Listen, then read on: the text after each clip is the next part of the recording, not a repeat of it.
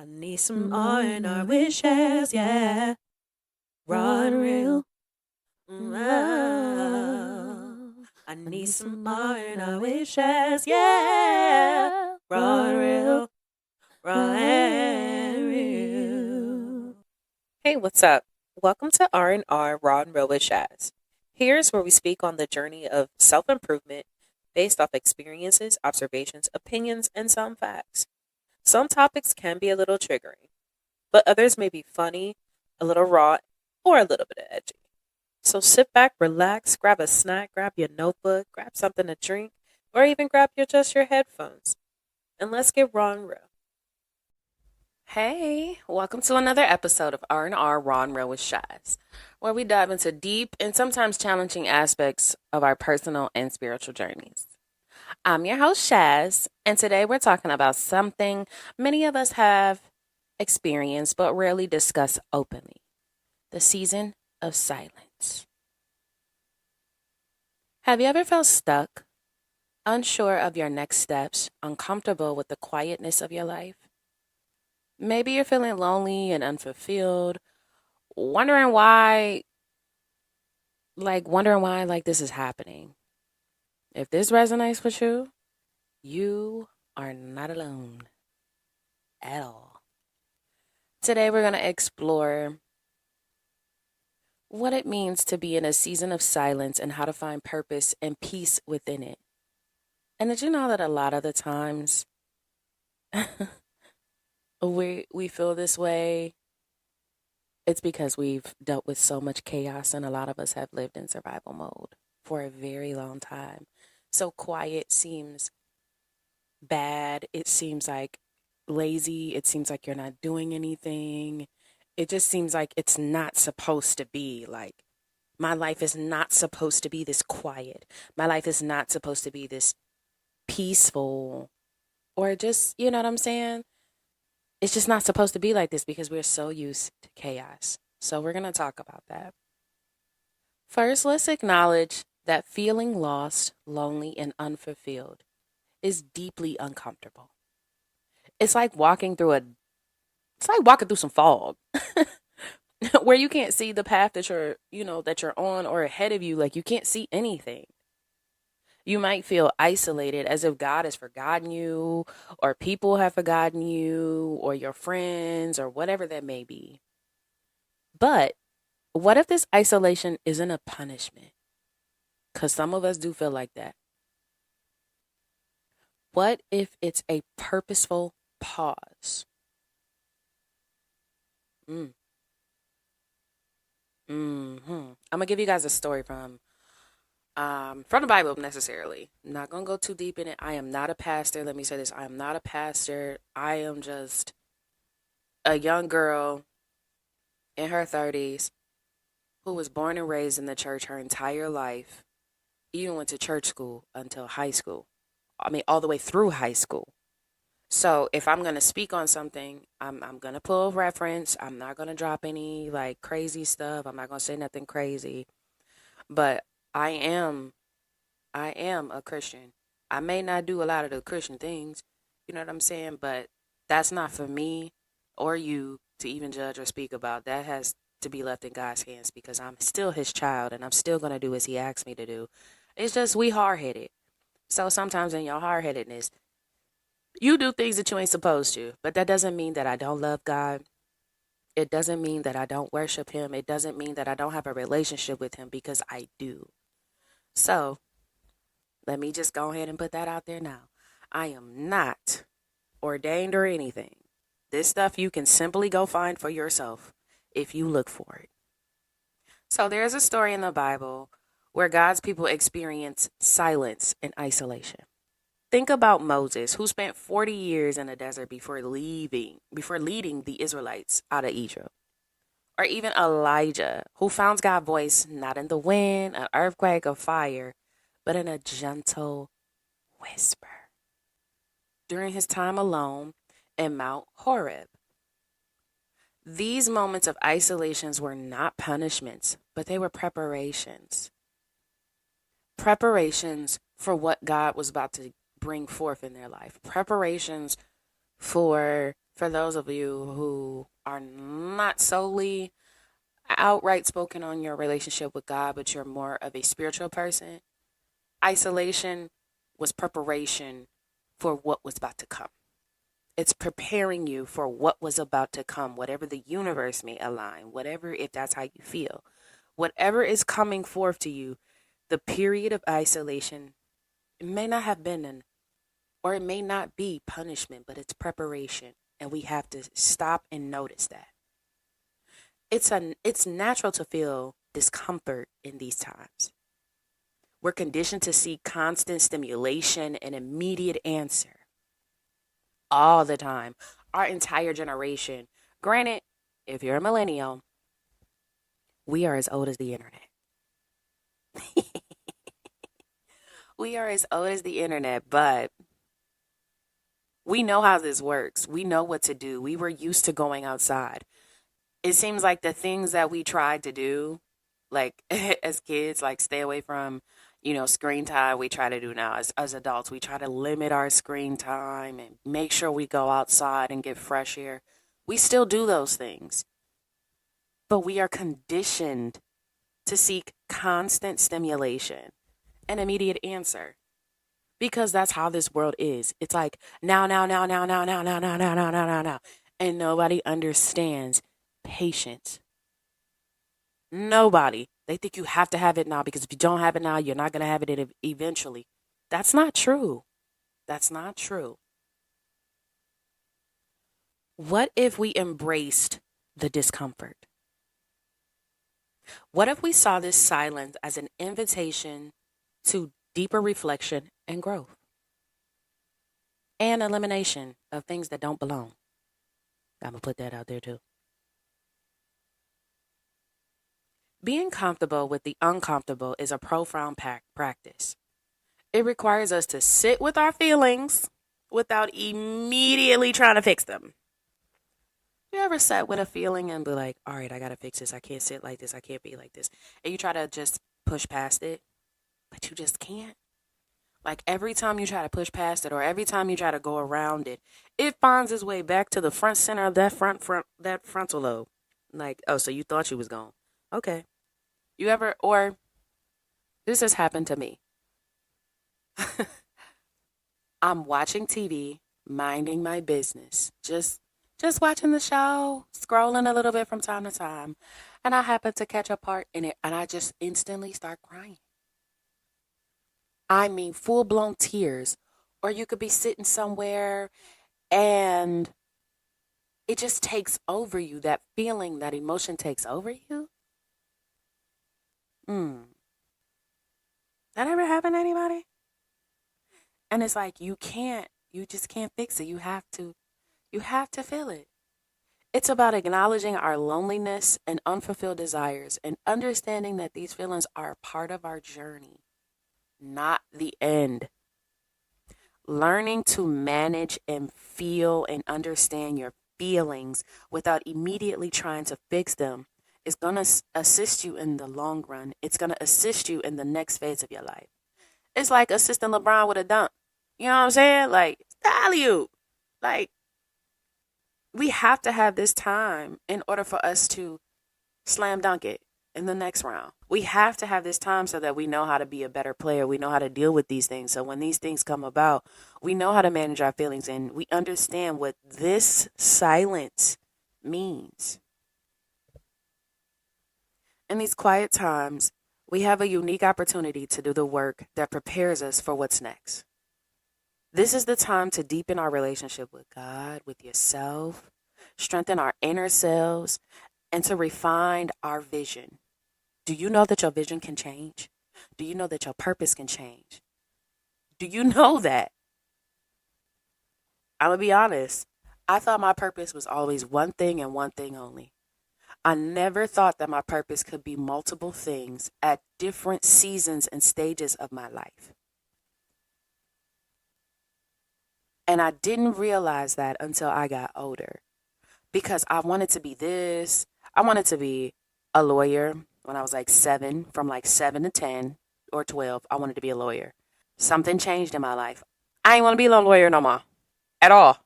At all. I didn't know what the heck I wanted to be. I wanted to be everything. I wanted to be a journalist from about 12 till about, I say about 14. I wanted to be a journalist. And then I was like, well, maybe I want to work with kids, like a social worker. And I was like, no, I don't want to do no social work, but I want to help kids. So then that's when I changed everything. And then I wanted to become a psychologist. So I was like, oh, well, maybe I could still be a psychologist and a journalist at the same time, right? Ha ha. Y'all ain't did none of that. But I say all of that to just say that your purpose change, your vision change, everything changes according to the seasons that you're in. God does not give you one purpose and one purpose only. Because if you fulfilled that one purpose, say you fulfilled that purpose as a kid, your purpose was to be loving and kind. Okay, you fulfilled it. Now what? You just gonna live and not do nothing? It doesn't work that way. Your visions change. Everything changes. It's like a seed planted in the soil. For a long time, there's no vision, growth, but beneath the surface, roots are taking hold, preparing for a season of blossom. That is like literally the perfect way to think about this. Because how do flowers grow? How do trees grow? How do plants grow? How do the things we like grow? How does we grow? How does it grow? For a long time, we don't see anything. Does that mean that the work is not still being done though? Somebody isolates themselves from other people and they go off. Do you know what these people are doing? Working, crying, screaming, feeling, removing things, like shedding old skin. And when they come back and present themselves to their friends and their family, and they are calmer. They are, you could see the growth. As a friend, you'd be like, dang, I guess that isolation did pay off, huh? You was really working on something. I'm proud of you. So we have to embrace this season of silence, right? But how? How do we embrace this season of silence? I'm going to give y'all a few tips, a few steps that I am also still working on myself. I'm currently in my own season of silence. I'm not going to speak on nothing that I ain't going through, y'all, or went through. I just ain't. But I can speak on it because I'm doing these things that I've experienced. And let me just say this. A season of silence is not just a one-time thing either. The season of silence, it comes often. And sometimes I feel like we're in a constant cycle. And I feel like I've been in a constant cycle. I go through my season of silence. I come out. I'm proud. I do what I'm supposed to do. And it just seemed like it just, and I'm back into it again. And at some point you want to learn like, what did I not do in my last seasons? Or what did I mess up on that I need to change and do this time? So here are some tips that I have for you and some steps. 1, embrace the stillness. Just because your life is not chaotic, just because you're not in no drama, just because you're not in no mess, just because you're not all in the in crowd, does not mean that you are doing anything wrong at all. It's a reason. So embrace your stillness. Set aside regular times for quiet reflection. This could be through prayer, meditation, or simply just sitting in nature. Go outside for a walk. Lately, I've been sitting on my balcony. And granted, it's not the prettiest view, but it's the solitude in it. Allow yourself to be present without the need of immediate answer. 2, journal your journey.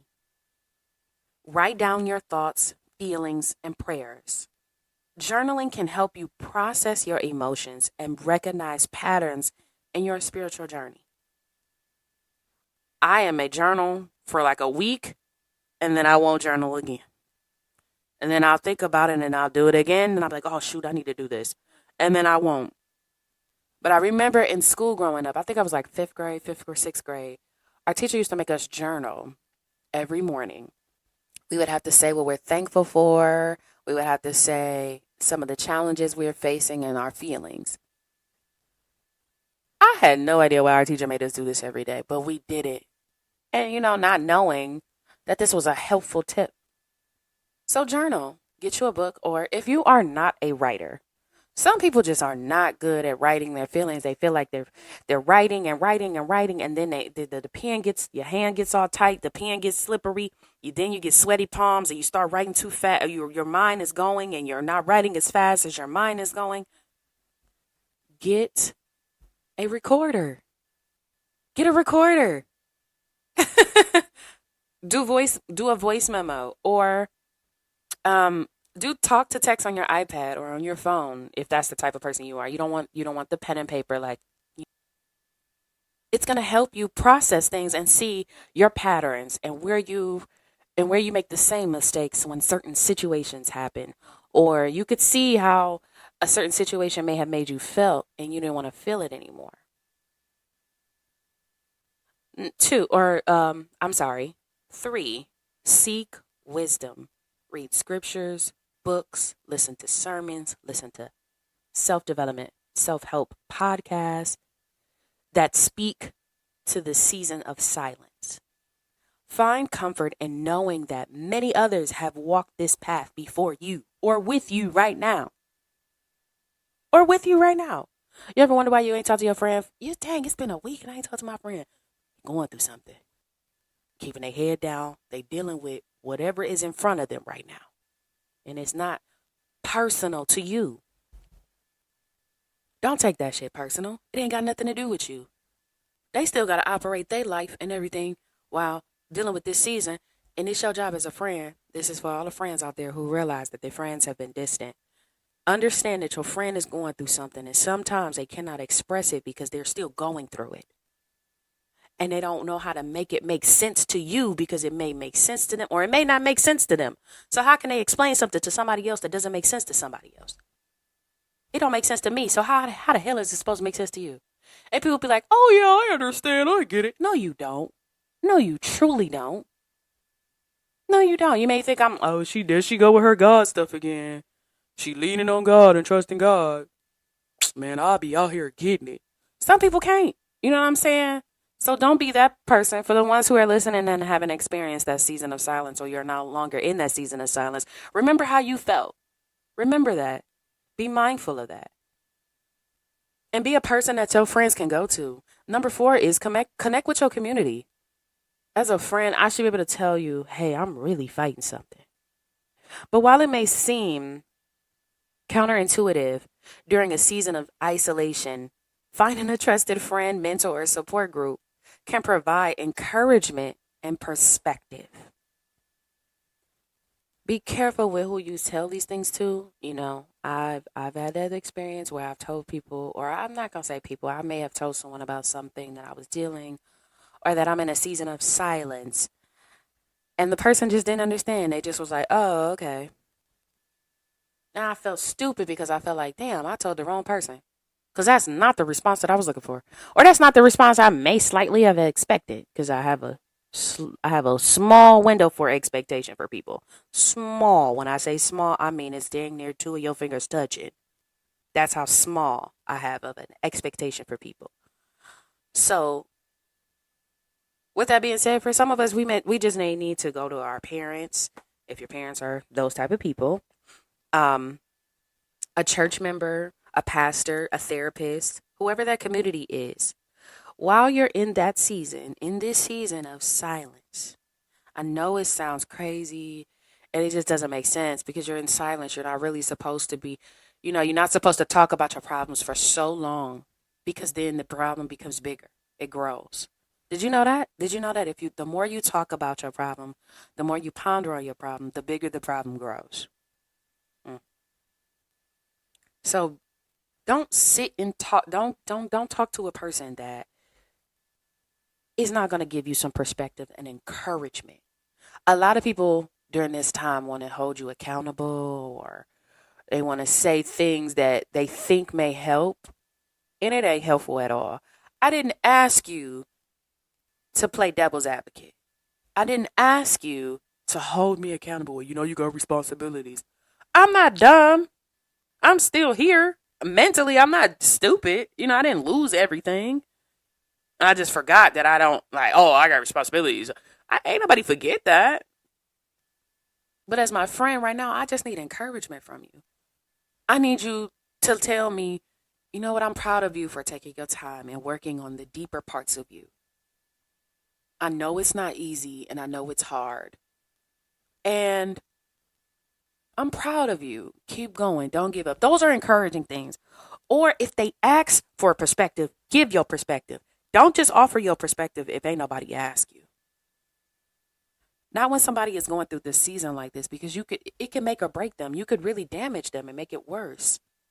So be mindful of who you tell things to, because that person can make or break this process, can make the process a little bit longer.